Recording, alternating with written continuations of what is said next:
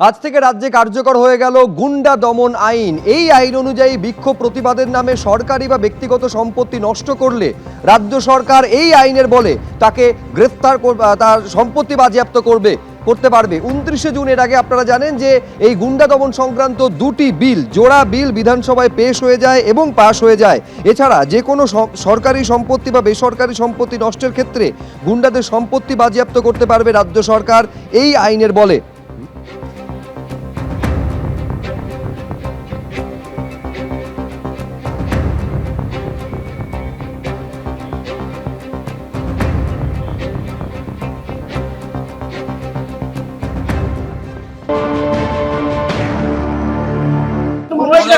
গুন্ডাদের সরকার ছিল, তার আগে হারমাতদের সরকার ছিল।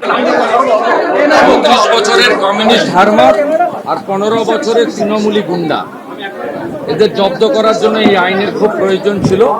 পার্টি নির্দেশ দিয়েছে, বিধানসভায় আমরা আইন পাস করেছি, রাজ্যপাল সম্মতি দিয়েছে, আইন কার্যকর।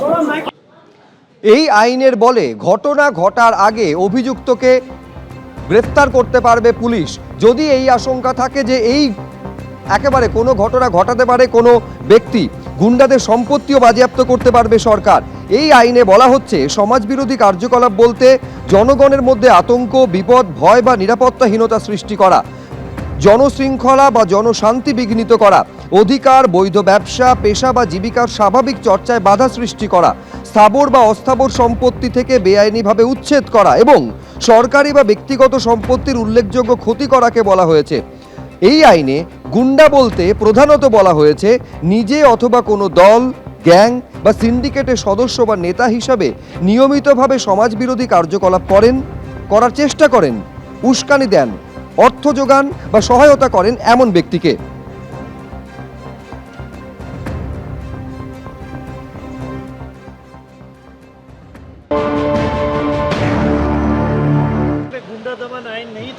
पहली बार जो है गुंडा दमन आइन मैंने आज से चालू हो रहा है। तो मैंने आपको कहा ना, कुछ चीज़ें ऐसी होगी जो बंगाल की जनता को आवश्यकता थी, हमने मैनिफेस्टो में भी कुछ घोषणाएं की है, सबकी पूर्ति होगी। এই আইনে আরো কি বলা হয়েছে? বলা হয়েছে পুলিশ সুপার পদমর্যাদার নিচে নয় এমন কোনো আধিকারিক যদি সন্তুষ্ট হন এই বিষয়ে যে ব্যক্তি গুন্ডাকে সমাজবিরোধী কার্যকলাপ থেকে বিরত রাখতে তাকে আটক করা প্রয়োজন, তাহলে সরকার ওই ব্যক্তিকে আটক করার নির্দেশ দিতে পারে। সর্বোচ্চ 1 বছর পর্যন্ত আটক হিসেবে রাখা যাবে। এই আইনের উদ্দেশ্য পূরণের জন্য রাজ্য সরকার এক বা একাধিক উপদেষ্টা বোর্ড গঠন করবে এবং তাদের আঞ্চলিক বা কার্যক্ষেত্র নির্ধারণ করতে পারবে। এই আইনের অধীনে আটকের আদেশ জারি হলে রাজ্য সরকার আটকের তারিখ থেকে 3 সপ্তাহের মধ্যে উপদেষ্টা বোর্ডের সামনে উপস্থাপন করবে।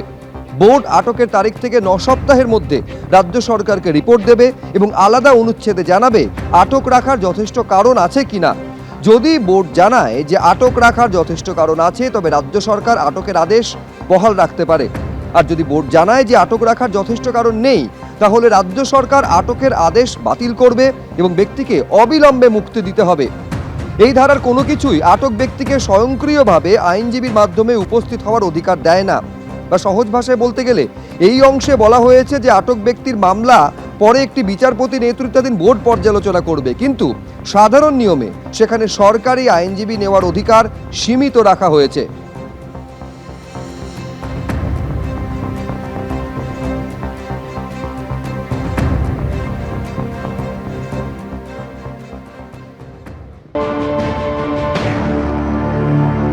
আজ থেকে গুন্ডা দমন আইন চালু হচ্ছে, কারণ রাজ্যপাল সাইন করে দিয়েছেন। রাজ্যপাল সাইন করার পর স্বাভাবিকভাবে তা আইনে পরিণত হয়েছে। এবার সুবিধা হবে এই লায়েক আলীর মতো লোক যারা দাঙ্গা লাগানোর চেষ্টা করে, যারা গণ্ডগোল লাগানোর চেষ্টা করে, পুলিশ তাদেরকে দাঙ্গা লাগানোর আগেই এবার গ্রেপ্তার করতে পারবে। গুন্ডাগিরি আর দাদাগিরি দেখে দেখে মানুষ ক্লান্ত। মানুষ এবারের পরিবর্তন চান, আর তাই গুন্ডারা সাবধান হয়ে যান, বলছেন দিলীপ ঘোষ।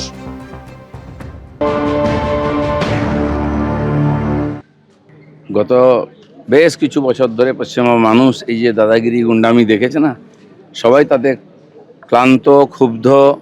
এদের হাত থেকে প্রথম মুক্তি চায়। আর বেশিরভাগ রাজনীতির সঙ্গে যুক্ত লোকগুলো এই গুন্ডামি করেছে। তাই আজকে আমাদেরকে নতুন করে আইন আনতে হয়েছে এবং কড়াকড়িভাবে এই আইনকে ইমপ্লিমেন্ট করা হবে। সেজন্য যারা এখনও হিরো ভাবছে নিজেকে, সাবধান হোক। আর যাদের বিরুদ্ধে এই ধরনের কমপ্লেন অলরেডি হয়ে গেছে তারা তো ছাড়া পাবে না। সাধারণ মানুষ যারা ভয় পাচ্ছেন, এখনও কথা বলছেন না, অনেক ডিপার্টমেন্টে এরকম লুকিয়ে আছে লোক, তারাও গুন্ডামি করছে, তারাও অপরাধী। যেন সবার বিরুদ্ধে এফআইআর করুন, আইন তার ব্যবস্থা করবে। আর এই নিয়ে কুণাল ঘোষ কি বলছেন, বেলেঘাটা তৃণমূল বিধায়ক, শুনবো। গুন্ডা দমন আমরা সবাই চাই, কিন্তু এই আইনের মধ্যে দিয়ে এমন কিছু বিষয় এসছে সেগুলি আরও বিপজ্জনক এবং সরকার সেগুলি অপব্যবহার করতে পারেন, এই আশঙ্কা থেকে সেগুলি পরিবর্তনের দাবি করা হয়েছে। দেখা যাচ্ছে যে বিনা বিচারে দীর্ঘদিন আটকে রাখা যাবে, যে ব্যক্তিকে আটকে রাখা যাবে সেই ব্যক্তি আইনজীবী দিতে পারবেন না, কোর্টে প্রডিউস করা হবে না। এখন যেরকম নিয়ম আছে আপনাকে অ্যারেস্ট মেমো সঙ্গে সঙ্গে দিতে হবে, নতুন আইনে সঙ্গে সঙ্গে অ্যারেস্ট মেমো হাতে কদিন সময় পাওয়া যাবে, 24 ঘন্টার মধ্যে কোর্টে তোলার নিয়ম আছে। এখন এখানে দেখা যাচ্ছে কোর্ট বলে কিছু নেই, কোর্ট আর জুডিশিয়ারিকে বাইপাস করে রাজ্য সরকার নিয়ন্ত্রিত একটি অ্যাডভাইসারি কমিটি, তাকে পুলিশ স্যাটিসফাই করবেন। পার্টিকুলার কয়েকটি সাবক্লজ যেগুলি রয়েছে, কিছু ক্লজ কিছু সাবক্লজ, সেগুলো কিন্তু মানে এটা গুন্ডা দমনের বদলে মানে প্রতিপক্ষ দমন, তার রাজনৈতিক কাজে বেশি লেগে যাবে। এবিপি আনন্দ, এগিয়ে থাকে, এগিয়ে রাখে।